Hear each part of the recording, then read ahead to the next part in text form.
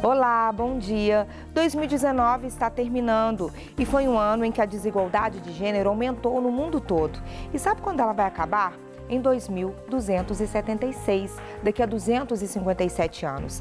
É o que diz o Fórum Econômico Mundial. O estudo, feito em 153 países, traz dados sobre a paridade entre homens e mulheres em diversas áreas. E hoje, essa é a nossa discussão.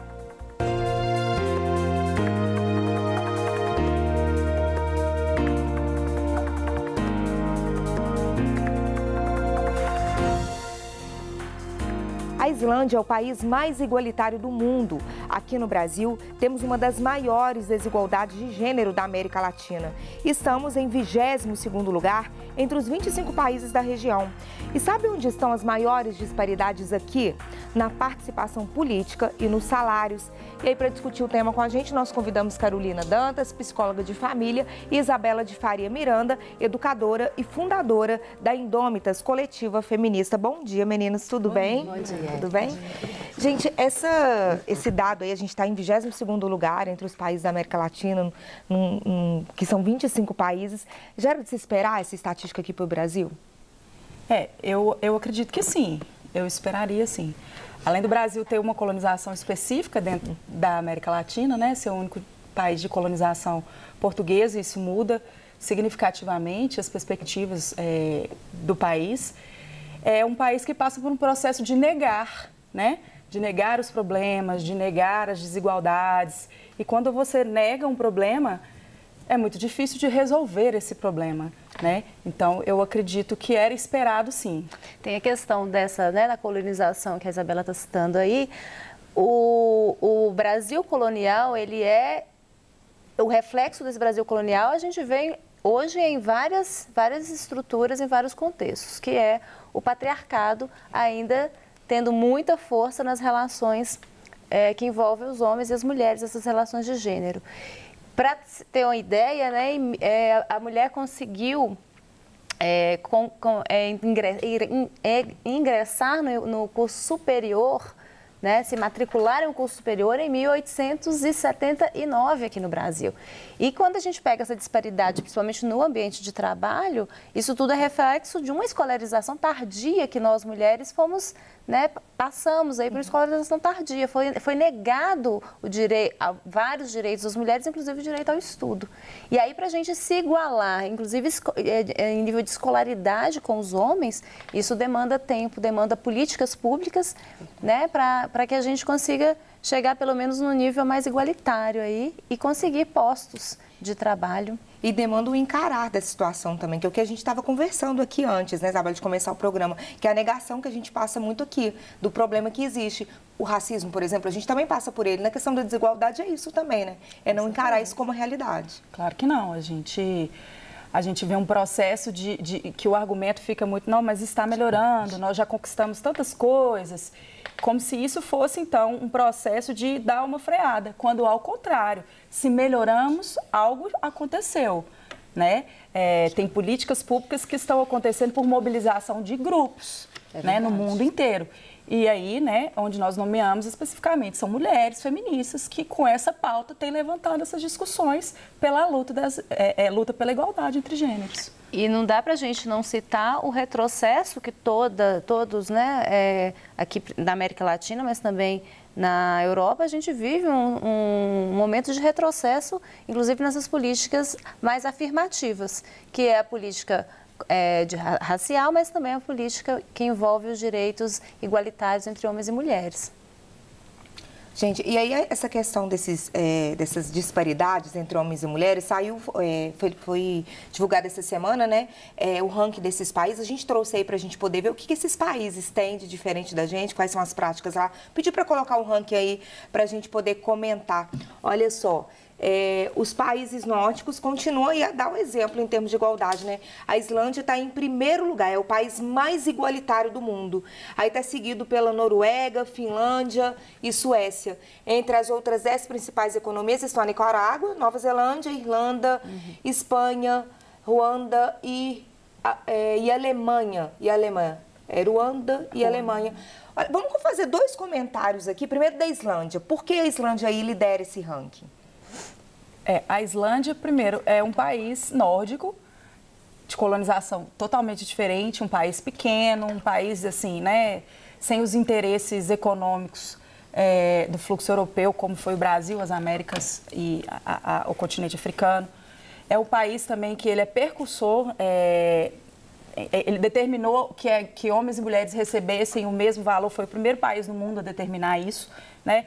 E recentemente eles ainda inverteram esse ônus, falando que a mulher não tem que provar que ela recebia menos. Cabe à empresa provar que ela recebia menos por algum motivo específico. Então, ele inverteu isso. Então, a alegação da desigualdade agora passa para a empresa o ônus de provar isso. Então, eu acho que, dentre várias outras políticas que são, né, que esse país é percursor. E, paralelamente a isso, temos aí a criação mais igualitária entre meninos e meninas, porque a base de toda a desigualdade de gênero, ela está ainda no machismo, né, em ver a mulher numa posição inferior aos homens ou numa condição que dá a ela direitos e deveres diferentes, mas não só diferentes, mas desiguais. E aí, quando a gente trabalha na base, nessa criação, meninos e meninas, de forma mais igualitária, as chances desse país enxergar homens e mulheres com o mesmo potencial, com os mesmos direitos e respeitando as devidas diferenças, que isso é a questão da equidade, né?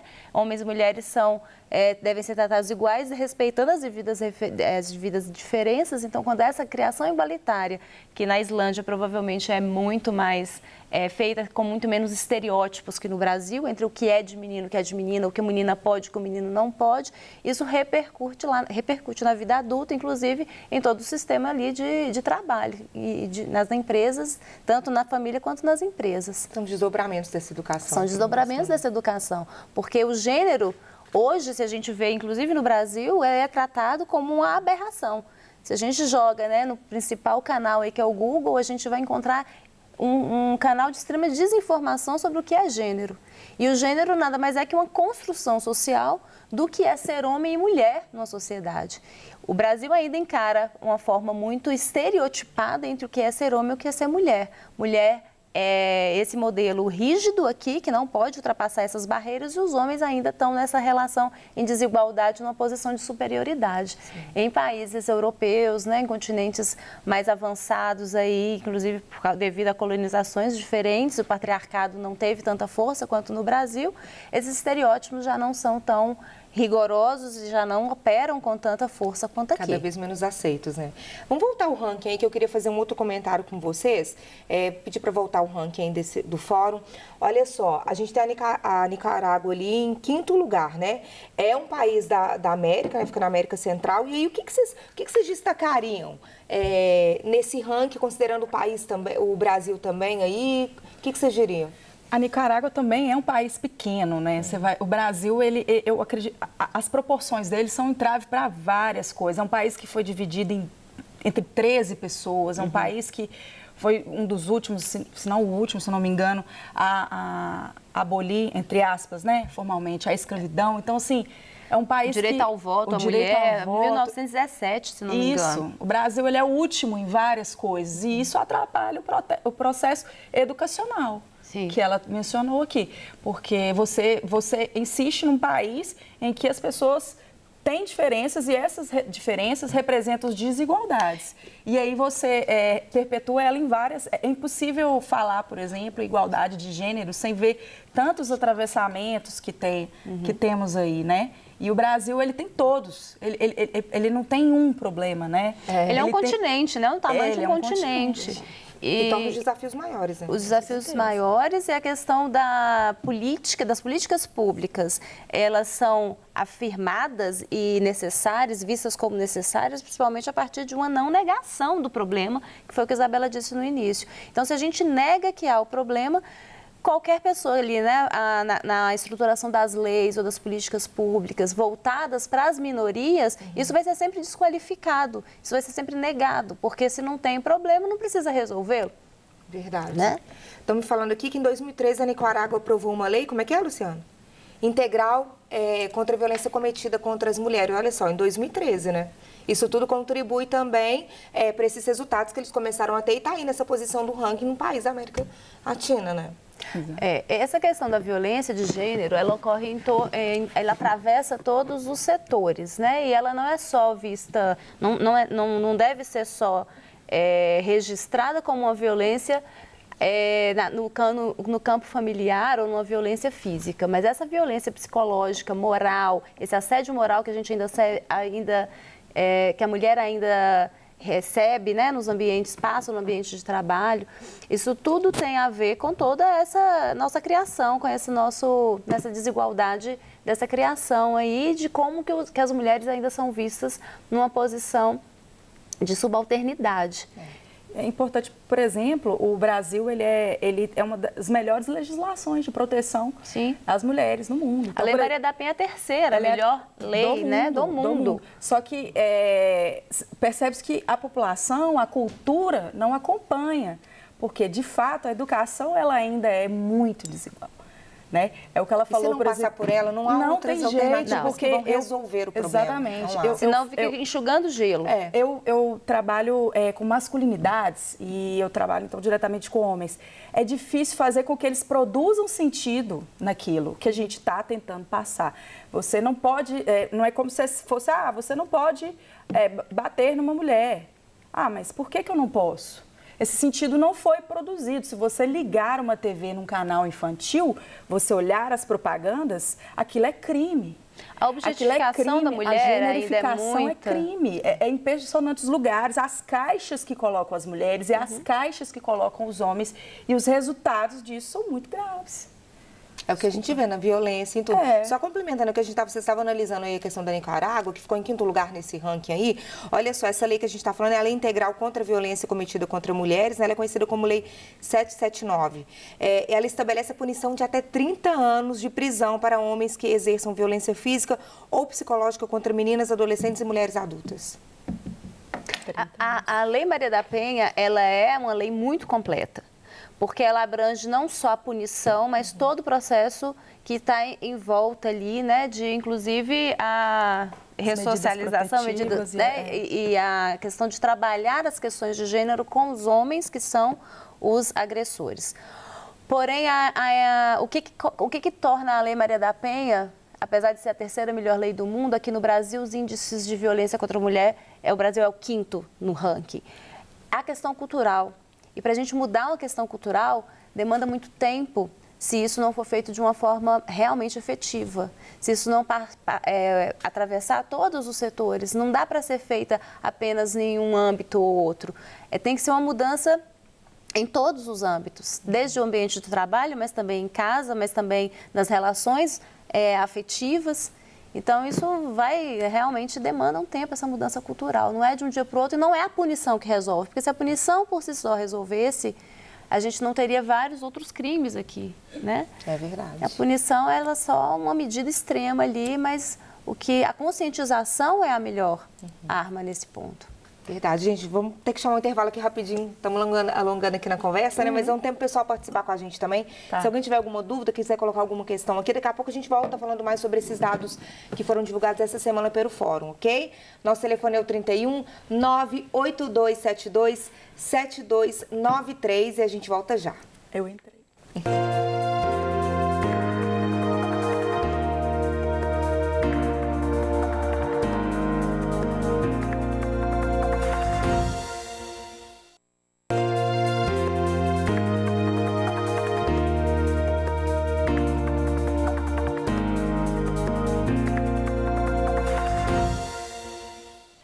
Nesta semana, o Fórum Econômico Mundial publicou o ranking dos países em termos de igualdade de gênero. Cerca de 153 foram alvos da pesquisa e foram avaliadas 4 áreas diferentes: política, economia, educação e saúde. Aqui no Brasil, temos uma das maiores desigualdades de gênero da América Latina. Estamos em 22º lugar entre os 25 países da região. E sabe onde estão essas maiores disparidades aqui? Na participação política e nos salários. E aí, para discutir o tema com a gente, nós estamos recebendo Carolina Dantas, psicóloga de família, e Isabela de Faria Miranda, educadora e fundadora da Indômitas Coletiva Feminista. Vamos falar dessa disparidade no mercado de trabalho? A gente tem os dados também do ranking do Fórum Econômico Mundial, que foi divulgado essa semana, em relação ao mercado de trabalho. Vou mostrar aí para vocês. Olha só, gente, apesar da diferença, né, ser menor do que era há 15 anos, olha só, a desigualdade subiu em 2019, chegando a 257 anos, contra os 202 do ano anterior. E aí, com uma diferença salarial global de 40%, como a gente está vendo aí. Vamos falar sobre esse mercado de trabalho, essa desigualdade aqui no nosso país, gente? Pronto. Primeiro, eu acho que a gente tem que entender um avanço de um discurso, um retrocesso de um discurso religioso. Né? E esse discurso, ele sim volta a mulher para casa. Mulher então, para o espaço doméstico. Espaço doméstico. Então, não tem como não esperar esse tipo de resultado, né? Então, veja que tudo melhorou, exceto o mercado de trabalho. E aí, no Brasil, especificamente, mais uma vez, as mulheres... culturalmente, as mulheres elas têm várias outras atividades, não necessariamente aquelas formais que nós vamos identificar no mercado de trabalho, não aquelas que nós vamos identificar como motores econômicos, mas elas estão sustentando as suas famílias sozinhas há muito tempo. Então, agora, talvez não passe por essa renda formal ou por essa renda que requeira até atenção econômica, pois deveria. E aí, mas a verdade é que nós já somos os motores desse país. Essa estrutura econômica passa pela renda da mulher. Nós já chefiamos a maior parte dos lares.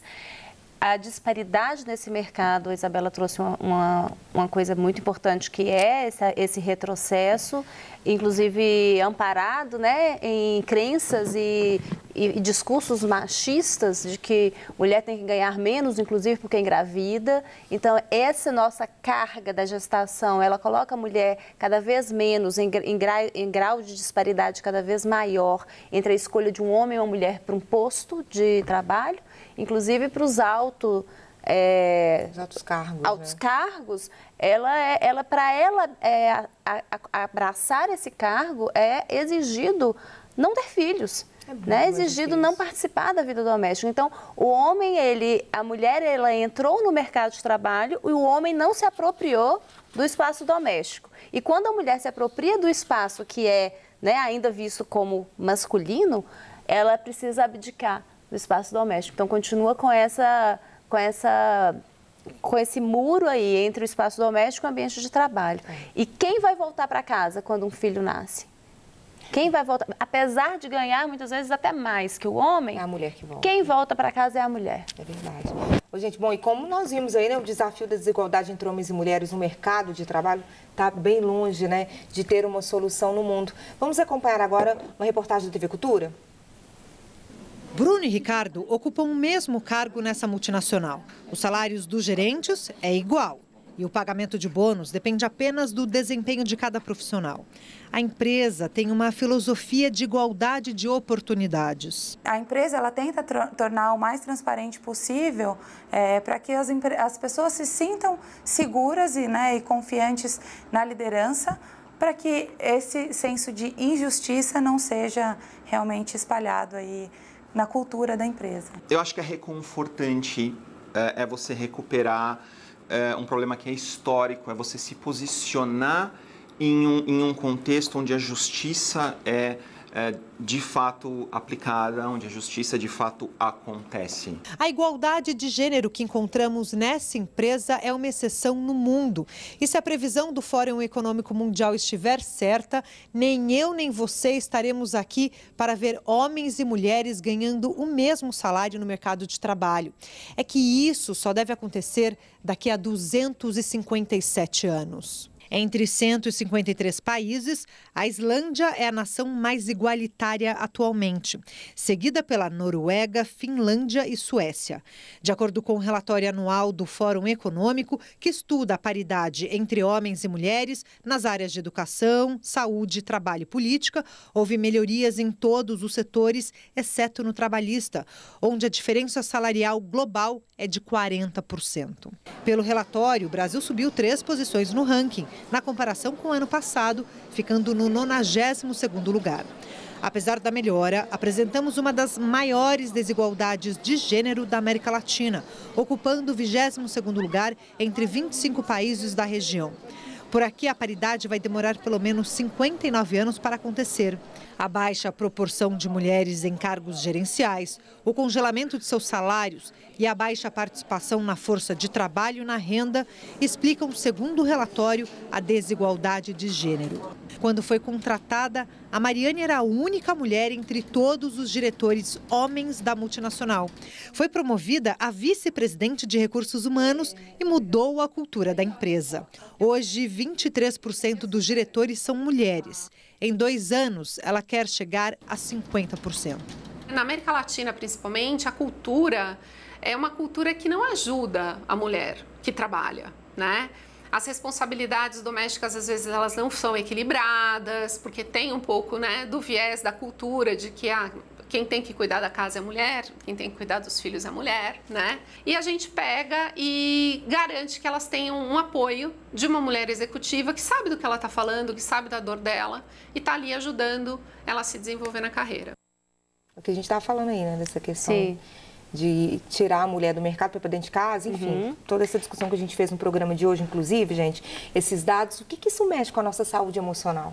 Como que a gente está emocionalmente? Pois é, Érica, nós estamos extremamente estressadas, ansiosas, sobrecarregadas.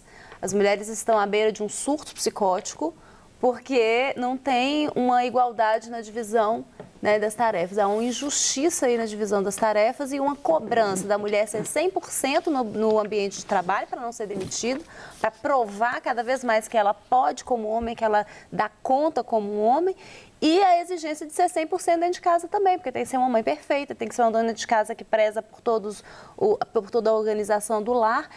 Isso tem nome, se chama carga mental. E essa carga mental que a gente está carregando tem muita responsabilidade dos homens que ainda estão no espaço muito privilegiado de quem não se sente, né, no dever de dividir igualmente essas tarefas com a gente. Quando eu escuto, vejo reportagens como essa, eu fico pensando 2 coisas. Primeiro que é muito bonito, né, o discurso de muitas empresas, a missão, os valores, quando você vai lá ver, é muito bonito no papel, na burocracia ali. Na prática, as perguntas ainda continuam as mesmas na entrevista. Você quer ter filho nos próximos anos? Né? Se seu filho adoece, quem vai buscar? Você tem alguém para ficar com seu filho, para levar no médico, para levar no pediatra? Essas perguntas já vêm numa intimidação da mulher, inclusive, de aceitar. Para a mulher. Os homens não são submetidos. A desigualdade na entrevista ainda acontece na maioria das empresas. Embora os filhos sejam dos dois, né? Embora os filhos sejam dos dois. Esse descompromisso da paternalidade, ele é legalizado, inclusive, na nossa cultura, né? E um outro ponto é que isso tudo vai gerando esse peso, né, essa necessidade da mulher entre estar doando seu tempo, sua disponibilidade ali no ambiente de trabalho, mas ao mesmo tempo estar ali pensando na casa, na organização da casa, o que tem que comer, o que não tem. É verdade. Isabela, a gente, além de ser educadora, você é fundadora da Indômitas. O que é a Indômitas? Explica pra gente. Eu vou pegar um viés da Indômitas que casa muito com o que minha colega falou aqui. Indômitas não quer ocupar o espaço do homem. A gente já descobriu que essa estrutura existente patriarcal, ela sempre vai segregar pessoas. Então, a Indômitas é sobre a construção de uma sociedade mais justa e igualitária. Quer dizer que homens e mulheres têm valores iguais, valores humanos iguais, e que as particularidades de cada um e de cada uma devem ser respeitadas. Por exemplo, no ambiente de trabalho. Se você entende que uma mulher é um ser que tem igual valor humano, significa que se ela está com esse ônus ou bônus, né, de gerar um ser, né, significa que a sociedade ela tem que estar pronta para receber aquela mulher naquelas condições, de forma que ela continue fazendo as coisas que ela se propôs, seja no mercado de trabalho, seja em qualquer ambiente, mas que a sociedade receba aquela mulher com aquele filho ou com aquela filha com tranquilidade. E não que ela precise retornar para casa, que é um lugar criado pelo patriarcado para a mulher, em cima da nossa particularidade biológica, tipo, como você biologicamente dá à luz, você fica em casa. Mas não fomos nós que escolhemos isso. Significa que se a gente fala de uma sociedade feminista, por exemplo, a gente fala de uma sociedade em que eu vou ali e o meu filho é um filho que vai ser cuidado por aquela coletividade, pelo pai, pela mãe, e eu não preciso sequer ficar em casa se eu não quiser. E que eu possa amamentar, que eu possa... Então, a Indômitas, ela é esse perfil de construção, de ocupação de espaço, fomentar projetos e iniciativas já realizados por mulher na área de promoção da igualdade entre gêneros. Que é o que a gente está conversando aqui hoje, né? Gente, muito obrigada pela participação, viu? Obrigada e vocês um ótimo dia. Obrigada a você pela companhia, um ótimo dia, até amanhã.